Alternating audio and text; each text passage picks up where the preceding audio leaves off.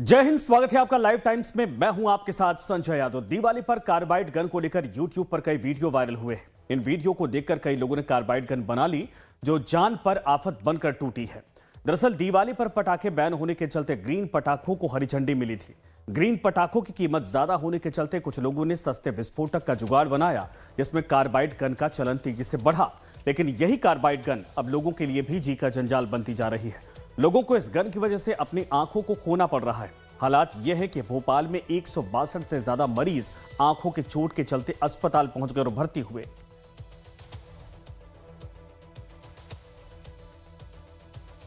पटाखे फोड़ रहे थे? हाँ।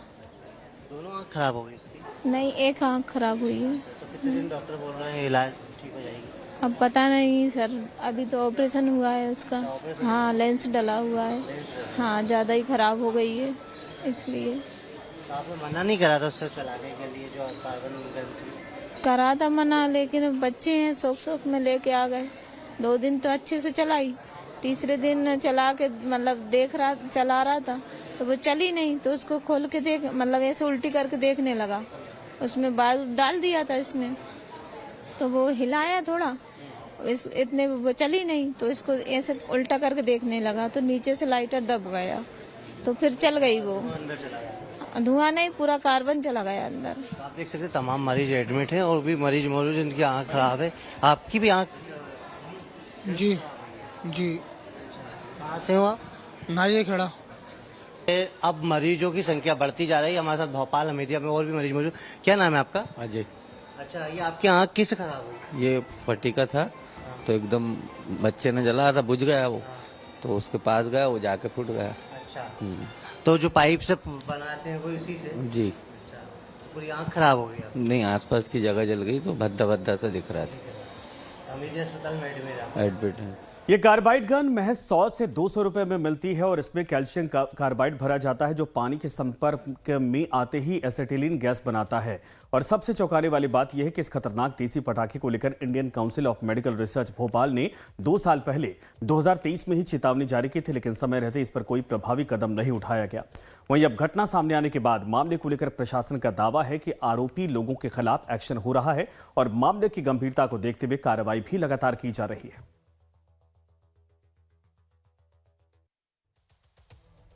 विस्फोटक है ये, इससे कई लोगों की आंख में भी चोट आई है और ये प्लास्टिक होने के कारण विस्फोट भी हो सकता है और कई लोगों को नुकसान भी हो सकता है। इस कारण उनको जब्त कर 288 VNS के तहत कार्रवाई भी की गई है।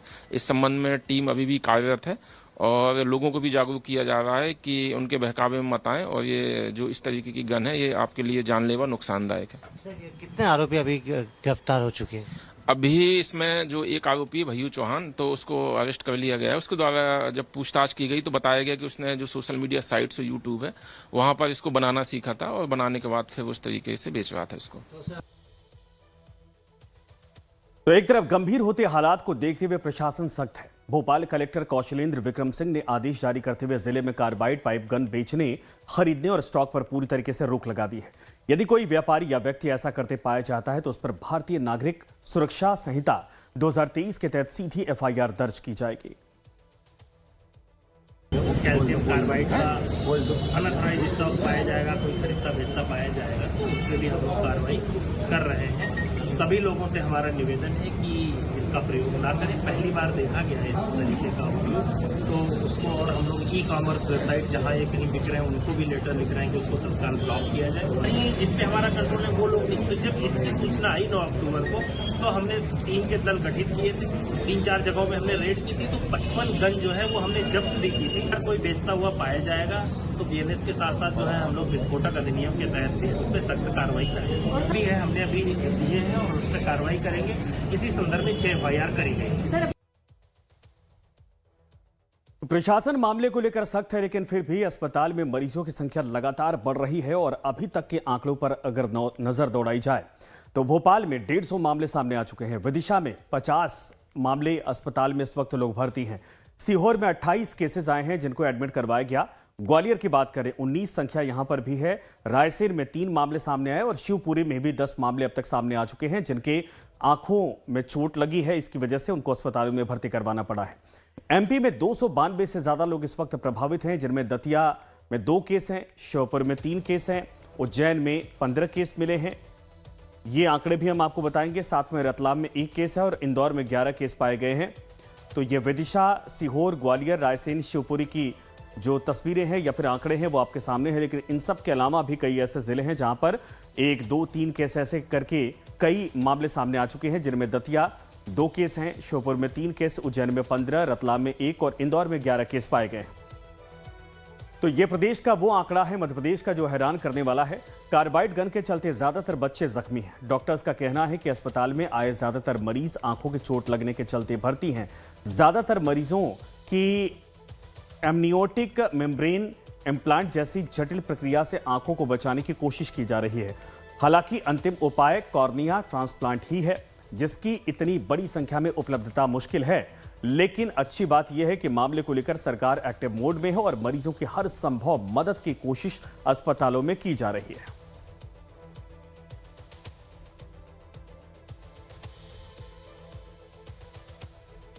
तो मैम, कितने मरीज यहाँ पर एडमिट है? जिस तरह से पटाखे जो कार्बन की गन, उससे बहुत मरीज एडमिट होते जा रहे हैं। देखिए, अभी तक हमारे पास करीब 27 मरीज भर्ती हुए हैं टोटल, और जो इलाज कर करके जा चुके हैं। और अभी इस समय तो हमारे पास 5 मरीज भर्ती हैं। इसके पहले जो मरीज भर्ती थे गंभीर, उनके हम लोगों ने इलाज कर करके भेज दिया है और रोज सुबह शाम बुला रहे हैं जो भोपाल वाले हैं, क्योंकि वो दिवाली के समय में नहीं रहना चाह रहे थे। और 5 जो बहुत गंभीर थे उनको भर्ती करा हुआ है और जैसे जैसे ठीक होते जाएंगे उनको भेजते जाएंगे। बच्चों के ऑपरेशन भी हुए हैं? हाँ, कुछ बच्चों के ऑपरेशन हुए हैं, इस उम्मीद में कि अगर उनके सही समय पे सही इलाज मिल जाए तो छोटे बच्चे हैं तो उनकी रोशनी वापस आ जाए। यही हम लोग का सबका प्रयास है। पूरी मदद सरकार कर रही है उन बच्चों की? पूरी हमें सरकार से सारी, अभी तक किसी भी मरीज से एक भी पैसे की ना दवाई ली मंगाई गई है, ना किसी से कुछ मंगाया गया है। सरकार ने हमको पूरा खुला हाथ दिया हुआ है कि आपको इनके इलाज के लिए जो भी जरूरत हो वो सब है, तो सब हम लोग कर रहे हैं। तो एक तरफ मामले को लेकर प्रशासन और सरकार अब एक्टिव मोड में है, वहीं कांग्रेस का मामले को लेकर कहना है कि सरकार ने समय रहते मामले का संज्ञान नहीं लिया और प्रदेश में कार्बाइड को एक तरह से सेल होने दिया। और अब जब हादसे से बच्चों की आंखें जा रही हैं तो सरकार को इस पर जवाब देना चाहिए। देखिए, जिस प्रकार से घटना घटी है, बड़ी दुखद घटना है और मैं समझता हूं कि सरकार इलाज तो करा रही है, लेकिन परिवारों पर कर्ज नहीं आना चाहिए। ऐसा नहीं कि आप यहां औपचारिकता कर लो फिर जाके ये लोग बेचारे इलाज कराए। अगर ऐसी स्थिति हो तो सरकार को पूरा इनका खर्चा उठाना चाहिए और जिनकी अगर जीवन भर की आंखें अगर गई है उनको मुआवजा देना चाहिए, ये मैं कहना चाहता हूं। स्वास्थ्य मंत्री जी बार बार लेट जागते हैं। लगता है कि जिस प्रकार रीवा के अंदर कोरेक्स को लेकर नशा रहता है, तो स्वास्थ्य मंत्री जी को भी लगता है कोरेक्स का नशा है। इन्हें रीवा भेजना चाहिए, मोहन यादव जी को, नए स्वास्थ्य मंत्री जी को जवाबदारी देना चाहिए। दरअसल कार्बाइड गन का इस्तेमाल बंदर भगाने का देसी तरीका है। इसे किसान खेतों से बंदरों को भगाने के लिए कई राज्यों में इस्तेमाल करते हैं, लेकिन इस गन को बनाने के लिए लाइसेंस भी जरूरी होता है। लेकिन वही सोशल मीडिया प्लेटफॉर्म पर कई लोग इसके वीडियो देखकर इसे बना रहे हैं। अब मामले को लेकर प्रशासन तो सख्त है, साथ ही साथ विपक्ष भी हमलावर है और देखना यह है कि मामले को लेकर प्रदेश में अब कार्बाइड गन पर कितनी सख्ती बरती जाती है। कार्बोनाइट गन जो देसी गन बनाई गई, जो पटाखे फोड़ने बंदर भगाने के लिए उपयोग होती है खेतों में, उससे अब बच्चों की रोशनी चली गई है, जिससे बहुत ही लोग परेशान हैं। और अब जो बच्चे हैं मरीज है वो एडमिट होते हुए इस अस्पताल यानी कि हमीदिया सहित ग्वालियर रहे, सीहोर, तमाम जो बड़े जिले हैं वहाँ पर लगातार जो मरीज हैं वो एडमिट होते हुए जा रहा है। लेकिन फिलहाल तो भोपाल में उस देसी गन पर बैन कर दिया कलेक्टर ने और इसी तरह प्रदेश भर में भी अब सरकार सख्त होती हुई नजर आ रही है। कैमरामैन रवि के साथ लाइव टाइम के लिए भोपाल से नितिन ठाकुर।